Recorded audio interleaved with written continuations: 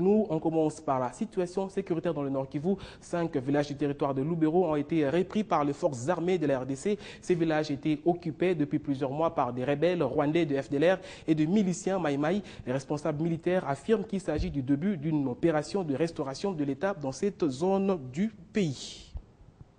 Je le disais en titre, au Rwanda, il y avait élection législative cette semaine. Le parti au pouvoir a remporté une victoire écrasante avec 76% de voix. Le Front patriotique rwandais du président Paul Kagame, au pouvoir depuis près de 20 ans, sans partage, l'a remporté une fois de plus. Et un petit constat fait, aucun autre parti ni candidat n'a passé à la barre de 5% obtenu dans le siège de député. Comment analyser la situation? Nous en parlons avec Jean-Marie Kassamba, journaliste et éditorialiste. Bienvenue.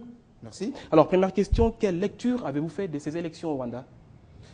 Écoutez, c'est d'abord la signification de la démocratie à la rwandaise. La démocratie, comme qui dirait, degré zéro, avec une expression au minima de l'ensemble de la classe politique du pays. Comme vous le savez, le FPR est au pouvoir, vous l'avez dit dans votre journal, depuis bientôt 20 ans. 20 ans. Donc, on s'attendait presque à ces résultats-là. Le résultat quasiment à la soviétique qu'on a pu assister depuis ce matin, contrairement d'ailleurs aux coutumes, pour ne pas dire à l'habitude de la communauté internationale, qui souvent déploie dans les cas d'espèce beaucoup d'observateurs. On n'a pas entendu. Est-ce que cette fois, ce n'était pas le cas? Il n'y avait pas d'observateurs sur place? Écoutez, mais est-ce que vous avez écouté les communiqués des experts? Est-ce que vous avez écouté de témoins qui étaient sur place? Est-ce que vous avez écouté l'Église catholique rwandaise? Est-ce que vous avez écouté la société civile rwandaise? Non. Il se passe là-bas. Comme pour dire la démocratie a été un tout petit peu entachée. Non, pas un tout petit peu. Il n'y a pas du tout de démocratie lorsqu'il n'y a pas l'expression dans la diversité. Les partis politiques de l'opposition quasi absentes. Il y a 2 ou 3 partis qui faisaient un peu, je dirais, figure de participants ou des figurants tout simplement, qui ont eu moins de 2 voix. Voilà. Donc on a assisté là quasiment à une espèce de parodie d'élection, comme ça se passe souvent au Rwanda. Autrement dit, des élections fomentées de fond en comble par le pouvoir en place. Je me rappelle que lorsque le chef de l'État, à l'issue du sommet de la francophonie, avait répondu à la question que nous n'avons pas, nous, RDC, à rougir du degré de la démocratie, de l'état des droits, et il avait complètement raison. Quand on regarde le pays qui nous environne, lorsqu'il y a élection, et il y a souvent ces genres de résultats, il y a souvent ces genres de manifestations, de parodies d'élections. Ce qui se passe au Rwanda, c'est tout simplement l'aboutissement, pour ne pas dire la continuation d'un État caporalisé, en quelque termes, une situation de dictature installée. À l'époque du maréchal Mobutu, les élections, c'était de cette manière-là. Donc, ça n'étonne pas les observateurs ou ceux qui s'intéressent un peu à la vie des Rwandais, ils en souffrent. La majorité des Rwandais souffrent, la grande communauté Hutu, certains Tutsis aussi qui sont épris de paix et de justice, souffrent de ce manque d'ouverture, de ce manque de discussion. Lorsque le président Tanzanie Kakwete a appelé Paul Kagame à discuter avec son opposition intérieure, il faisait également appel à l'ouverture.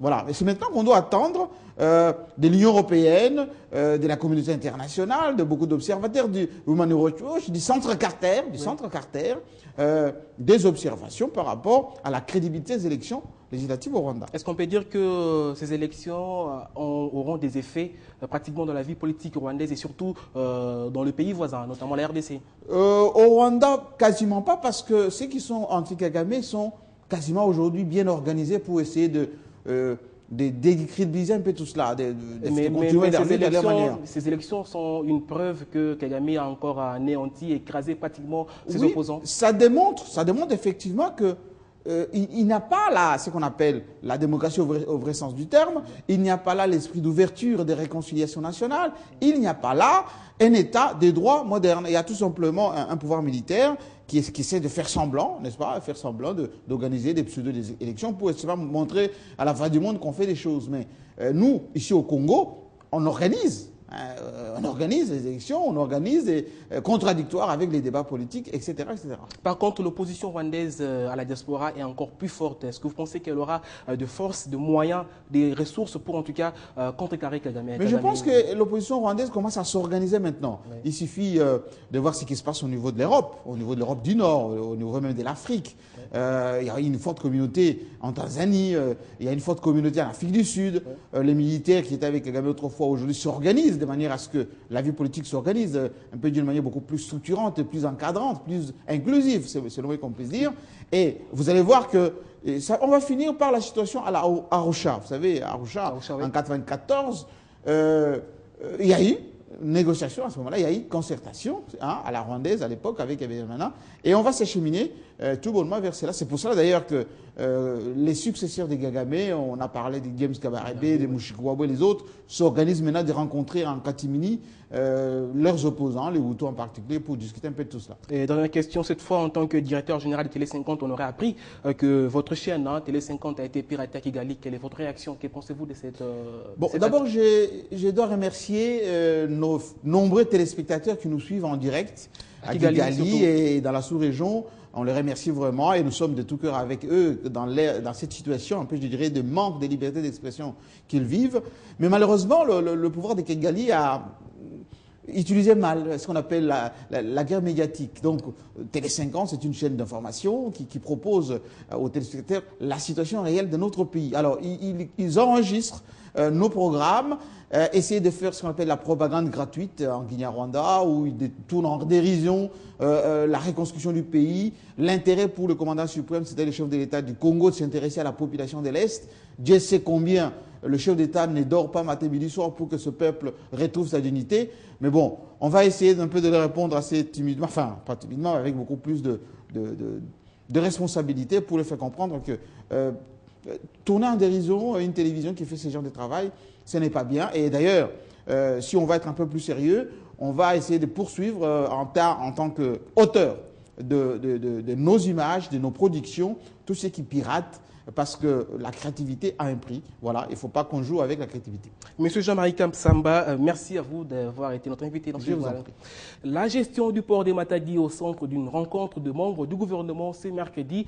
Il était question d'évaluer l'exécution des directives du Premier ministre portant sur l'assainissement des services qui prestent dans le port. Une rencontre qui est également ouverte aux responsables de régie financière ainsi que de la police nationale. Le parking est plein.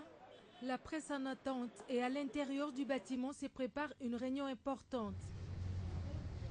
Une importante réunion qui s'explique par la forte présence des autorités du pays qui devraient évaluer le rapport de la commission d'enquête sur les recommandations du chef du gouvernement.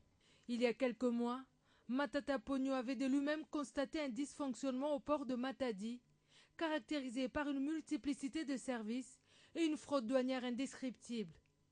Il fallait donc arrêter des mesures drastiques au terme de cette réunion. Parce que nous avons pris des dispositions de fermeté pour ne pas faire marche arrière. Donc faites confiance à l'autorité, tout est mis en œuvre pour que cela soit respecté. Le gouvernement va ainsi remettre de l'ordre au port de Matadi, où il avait enregistré des pertes considérables suite à l'incurie qui y régnait.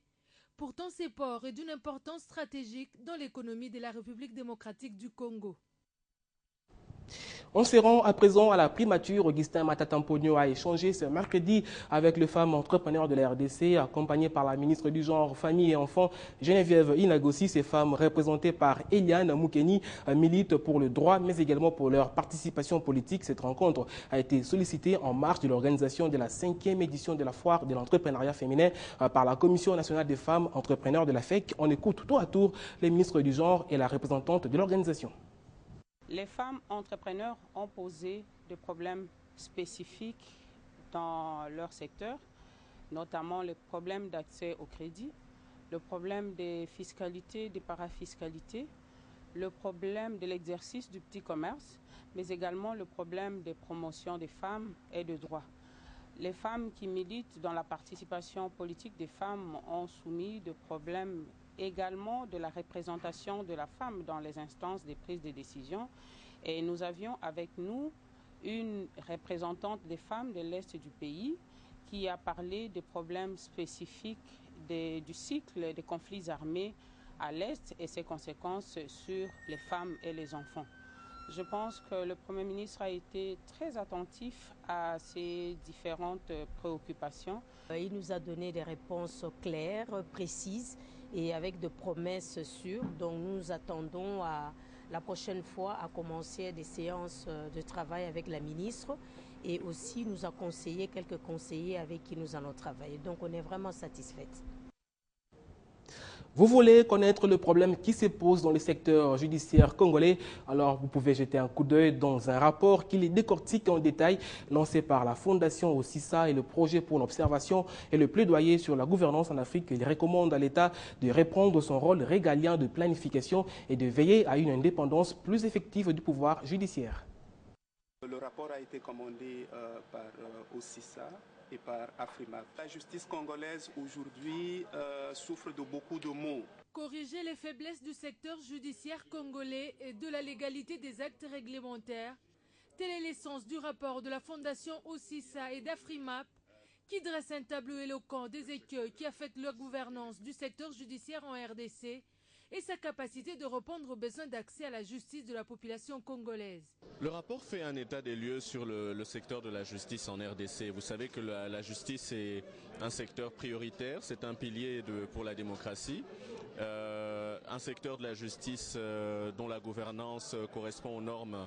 C'est un secteur de la justice qui va finalement répondre aux besoins de la population, à la soif de justice. Et donc ce rapport permet de faire cet état de lieux dans différentes phases et prend également en compte les questions de l'aide publique au développement dans ce domaine-là. Le gouvernement doit assumer correctement la souveraineté de l'État en se dotant d'une capacité de planification dans le secteur de la justice, en assurant la mise en œuvre d'une politique adéquate. Et il fallait en fait donner des instruments, des mécanismes au ministère de la Justice, au gouvernement, sur comment commencer une bonne planification dans le secteur de la justice. Les deux structures recommandent donc au gouvernement d'initier une évaluation de l'état d'application du plan national d'accès de réforme de la justice en y intégrant un budget conséquent. Face à la pandémie du sida, l'ONU-SIDA ne compte pas à désarmer. Voilà pourquoi elle réfléchit depuis ce mercredi sur des solutions face à l'épineux problème et surtout comment y intégrer la dimension genre. C'est au cours d'un atelier dont le thème est analyse et utilisation de résultats de l'évaluation genre et son intégration dans la lutte contre le VIH-SIDA en RDC. 30 ans après la découverte du virus VIH-SIDA, les chiffres sont toujours alarmants. 34 millions de personnes vivant avec le VIH sont comptées à travers le monde. 2,5 millions de nouvelles infections sont enregistrées chaque année et 1,5 million de décès dus au virus sont signalés à travers le monde. Et en République démocratique du Congo, le rapport épidémiologique du VIH-SIDA indique que 75 176 femmes enceintes en 2011 vivent avec le VIH. Vers fin décembre 2012, les nouvelles infections à VIH s'élèvent à 48 599 chez les femmes. Face à cette situation tragique, ces assises tombent à point nommé afin de permettre aux différents experts de réfléchir pour trouver des solutions qui pourront éliminer les inégalités fondées sur le sexe et accroître la capacité des femmes à se protéger contre ce fléau. Qui avons été faites à Goma et à Kinshasa. Et dans ces deux ateliers, on avait en grande partie fait des recommandations et aujourd'hui cet atelier va travailler sur les recommandations pour les opérationnaliser en les intégrant dans le plan stratégique national de lutte contre le sida. Il y a une revue en cours qui prépare le plan stratégique national 2014-2017 dans lequel il y aura nécessairement la prise en priorité des problèmes liés à la vulnérabilité de la femme. On doit intégrer dans ce nouveau plan tout ce qui a valeur en termes de vulnérabilité de la femme par rapport au VIH-Sida. Et cet atelier vient aussi conforter la vision du gouvernement dans sa lutte pour une génération sans sida en RDC. On parle révolution de la modernité. Les avenues de Kinshasa continuent de faire peau neuve grâce en partie au travail de l'Office de voirie et drainage. Cette fois, ce sont les avenues Lukusa, Justice et Ouagenia dans la commune de la Gombe qui ont subi les travaux, l'évolution des travaux justement qui ont intéressé nos reporters qui étaient sur place. Redorer l'image de la capitale congolaise, c'est l'objectif de multiples travaux de construction et réhabilitation lancés par le gouvernement de la République à travers des entreprises telles que l'OVD. Nous sommes en plein centre-ville de Kinshasa et ces travaux concernent les avenues Lukusa, Justice et Ouagenia et s'étendront jusqu'au beach Ngobila. Nous commençons aujourd'hui le renforcement, c'est un entretien, parce que l'autorité a constaté que les boulevards